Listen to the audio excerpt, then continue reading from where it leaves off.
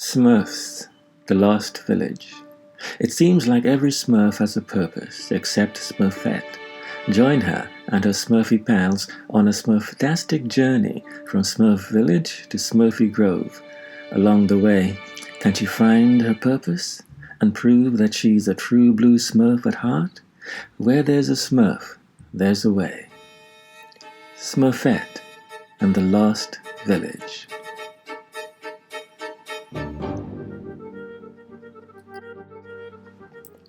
It was a beautiful day in Smurf Village, but Smurfette was sad. She wanted to have a Smurfy purpose like the other Smurfs. Hefty Smurf was strongest, BraIny Smurf was smartest, and Clumsy Smurf was, well, clumsiest. Smurfette was different. The evil wizard Gargamel had originally created her from a block of clay. He wanted Smurfette to be evil, but Papa Smurf had helped her become good. Ever since, Smurfette had wondered, what was she best at? What was her purpose? Later that day, BraIny was testing a new invention called the Smurfy Thing Finder that could reveal what each Smurf did best. The invention seemed to be working. It had said Hefty was strong. "Maybe your machine could Smurf me what I'm best at," Smurfette said to BraIny. But when she tried to use the machine, it broke. Somehow, Smurfette took the energy out of it. Now she felt bad for breaking BraIny's invention and for not having a purpose. Hefty had an idea to cheer her up. Smurfboarding. Soon Smurfette, Hefty, BraIny, and Clumsy were zooming around the woods outside Smurf Village on Smurfboards. "Woohoo!" Smurfette cheered as she flew over them all toward the Forbidden Forest, a magical place that Papa did not allow them to enter. When she landed, though, she looked up and gasped. It was a Smurf she had never seen before. The Smurf ran away into the forest but left a hat behind. Smurfette picked it up and stared at it in wonder. Suddenly, Gargamel's vulture Monty swooped in, grabbed Smurfette, and brought her back to Gargamel's lair. Gargamel wanted to steal her Smurfy magic, but was disappointed because she wasn't a real Smurf. When he saw that Smurfette was carrying a little hat, though, he tossed it into his cauldron. The cauldron bubbled and said, "This hat is from a village of Smurfs," and showed an image of 3 tall trees. "A new Smurf village. I will catch those Smurfs too and take their Smurfy magic," Gargamel cackled. While he was distracted, Smurfette's friends were able to break in and free her. When she returned to Smurf Village, Smurfette was determined to save the mysterious Smurfs. She decided to set out into the Forbidden Forest to find their village. While sneaking out, she ran into Hefty, BraIny, and Clumsy. "I have to do this," Smurfette said before they could try to stop her. "If there really is a lost village of Smurfs, they need help. Maybe that's my purpose." "Yeah, well, Team Smurf sticks together, so we're going with you," Hefty said. The 4 friends entered the Forbidden Forest, but they soon realized there was a big problem in their way: Gargamel. Gargamel was determined to get to the lost village first. "All right, boys," Gargamel called to Monty and his cat Azrael, "catch those Smurfs." "In here," Smurfette called to her friends, and they quickly hid in rabbit holes. Inside there were tunnels with magical creatures, glow bunnies. The bunnies were very friendly, and they swept the Smurfs up onto their backs.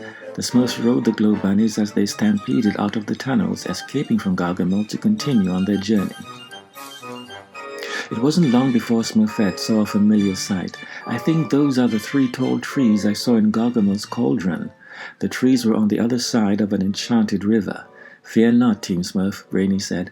BraIny quickly built a raft. The Smurfs hopped on, waved goodbye to the glow bunnies, and sailed off. Their peaceful river ride quickly turned rocky. Team Smurf rushed to steer the raft away from Gargamel, who was just downstream floating on a log. Wham! Gargamel's log collided with a boulder and he fell into the river. "Help, please, I can't swim," he said, thrashing about in the water. He really did look like he was in trouble. "We gotta help," Hefty said. BraIny and Clumsy were surprised that Hefty wanted to help Gargamel, their enemy. "I hate Gargamel more than anyone, but we're Smurfs," Smurfette told them. "We Smurf the right thing."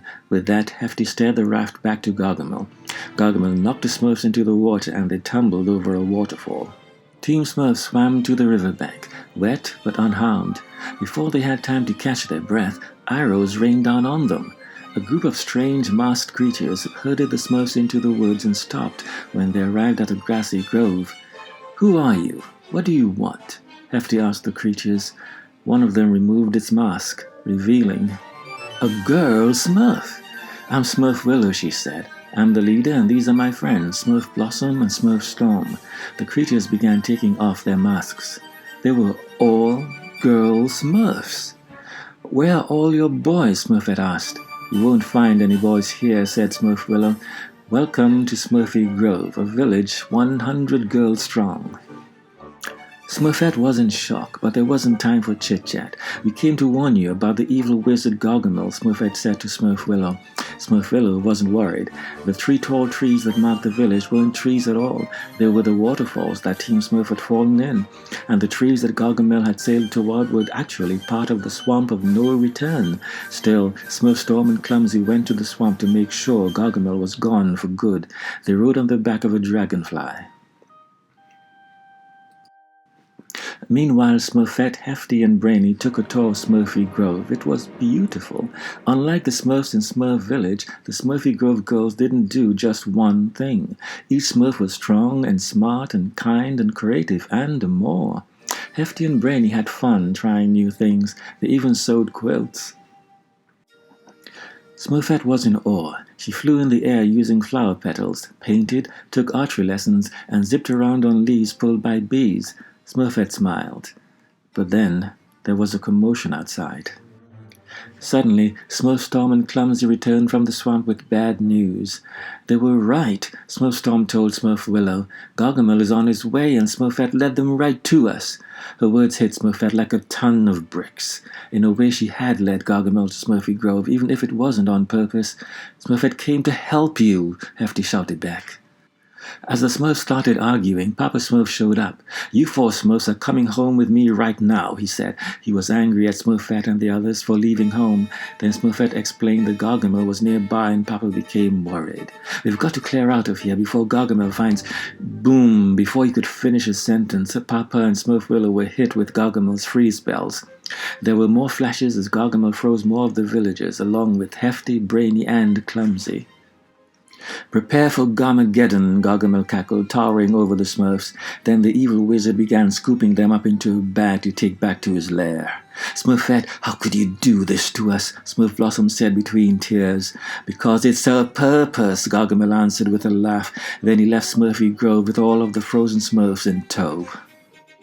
Alone in the forest, Smurfette cried and cried. Could it be true? Had she really betrayed her friends? As she looked up, she saw BraIny's assistant, Snappy Bug, land beside her. Snappy reminded Smurfette of her great friends and that Smurfs always do the right thing. With renewed strength, Smurfette wiped away her tears and took off after Gargamel. When Smurfette arrived at Gargamel's lair, the frozen Smurfs were back to normal, but Gargamel was trying to drain them of their magic. She had to act fast. "Gargamel," Smurfette called, "I've come to pledge my loyalty. Smurf your power and turn me back into who I once was, and I'll lead you to Smurf Village. There are 95 Smurfs waiting there now. Together we'll be unstoppable." Gargamel raised his arms and cast a magic spell. "Welcome home, Smurfette." Smurfette knew something that Gargamel didn't. She was a power magnet. Just as she'd sucked all the power from BraIny's invention, she absorbed the power and magic out of Gargamel and sent the evil wizard and his pets flying through the roof. When the dust settled, the Smurfs saw that Gargamel's spell had changed Smurfette into her original form, a clay statue. They cried as they carried their hero back to Smurf Village. "Smurfette had more good in her than all of us combined," Papa wept. "She never believed she was a real Smurf, but she was the truest Smurf of all." As the Smurfs stood in a circle around Smurfette, the power of love, 200 Smurfs strong, magically brought Smurfette back to life. Smurfette was happy. In the lost village, she found out she could have more than just one purpose. She was a friend, a leader, a dancer, a captain, a flower glider, a bunny wrangler, and most of all, a true blue Smurf. The end. Next week, the storyteller will read Mighty Mighty Construction Site.